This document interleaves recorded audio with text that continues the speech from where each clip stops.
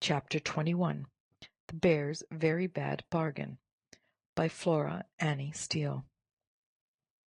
Once upon a time, a very old woodman lived with his very old wife, in a tiny hut, close to the orchard of a very rich man, so close that the boughs of a pear tree hung right over the cottage yard. Now it was agreed between the rich man and the woodman that if any of the fruit fell into the yard, the old couple were to be allowed to eat it. So you may imagine with what hungry eyes they watched the pears ripening, and prayed for a storm of wind, or a flock of flying foxes, or anything which would cause the fruit to fall. But nothing came, and the old wife, who was a grumbling, scolding old thing, declared they would infallibly become beggars. So she took to giving her husband nothing but dry bread to eat, and insisted on his working harder than ever, till the poor soul got quite thin, and all because the pears would not fall down. At last the woodman turned round and declared he would not work more unless his wife gave him kitschery for his dinner. So, with a very bad grace, the old woman took some rice and pulse, some butter and spices, and began to cook a savoury kitschery. What an appetizing smell it had, to be sure!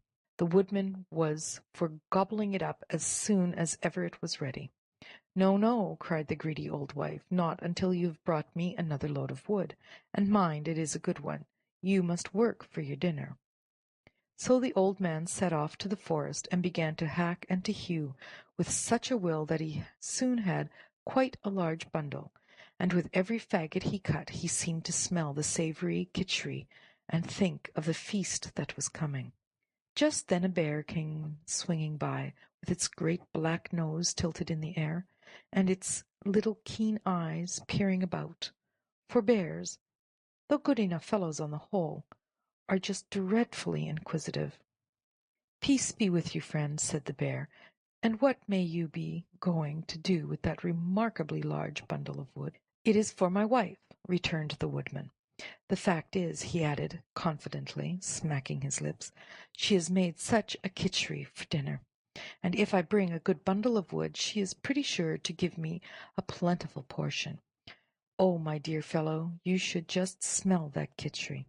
At this the bear's mouth began to water, for like all bears he was a dreadful glutton. "Do you think your wife would give me some too if I brought her a bundle of wood?" he asked anxiously. "Perhaps, if it is a very big load," answered the woodman craftily. Would 400 weight be enough?" asked the bear. "I'm afraid not," returned the woodman, shaking his head. "You see, kitschery is an expensive dish to make. There is rice in it, and plenty of butter and pulse. Would 800 weight do?" "Say half a ton, and it's a bargain," quoth the woodman. "Half a ton is a large quantity," sighed the bear. "There's saffron in the kitschery," remarked the woodman casually. The bear licked his lips, and his little eyes twinkled with greed and delight.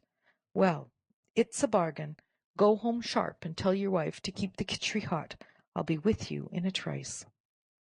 Away went the woodman in great glee to tell his wife how the bear agreed to bring half a ton of wood in return for a share of the kitschery. Now the wife could not help allowing that her husband had made a good bargain, but being by nature a grumbler, she was determined not to be pleased, so she began to scold the old man for not having settled exactly the share the bear was to have. "For," said she, "he will gobble up the potful before we have finished our first helping." On this the woodman became quite pale. "In that case," he said, "we had better begin now and have a fair start."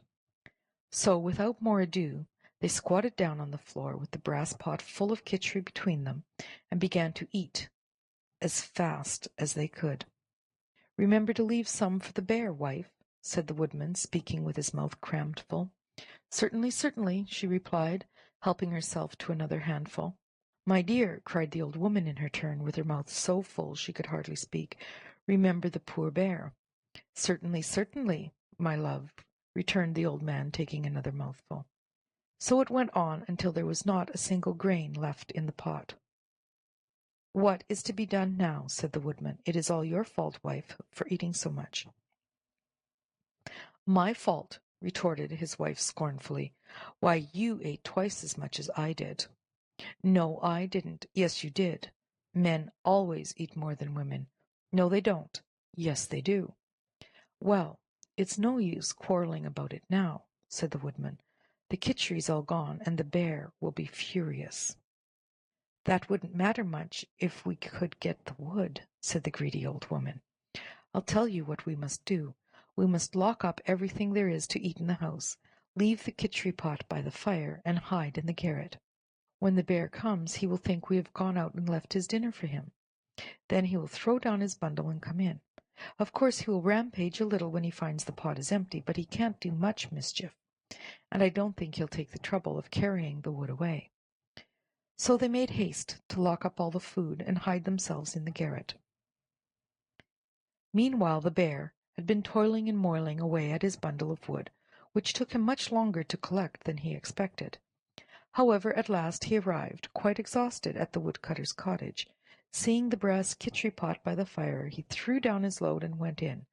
And then, mercy, wasn't he angry when he found nothing in it, not even a grain of rice, nor a tiny wee bit of pulse, but only a smell that was so uncommonly nice that he actually cried with rage and disappointment. He flew into the most dreadful temper, but though he turned the house topsy-turvy, he could not find a morsel of food. Finally he declared he would take the wood away again, but, as the crafty old woman had imagined, when he came to the task he did not care, even for the sake of revenge, to carry so heavy a burden.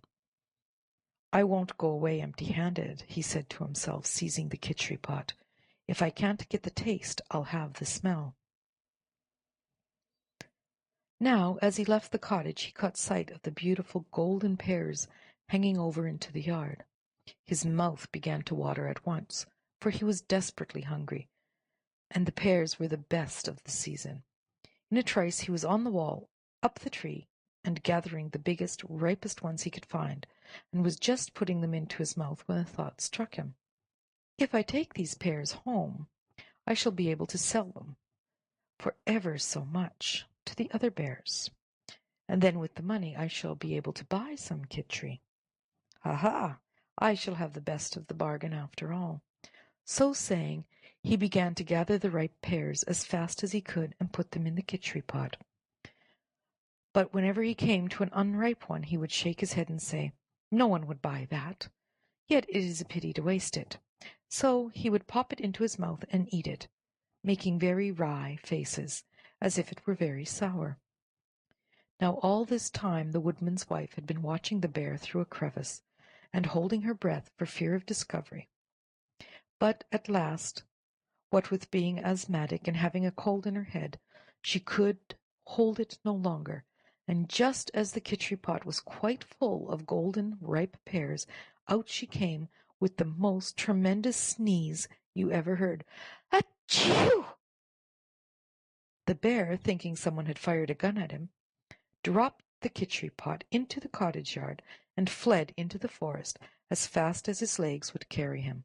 So the woodman and his wife got the kitchery, the wood, and the coveted pears, but the poor bear got nothing but a very bad stomach ache from eating unripe fruit.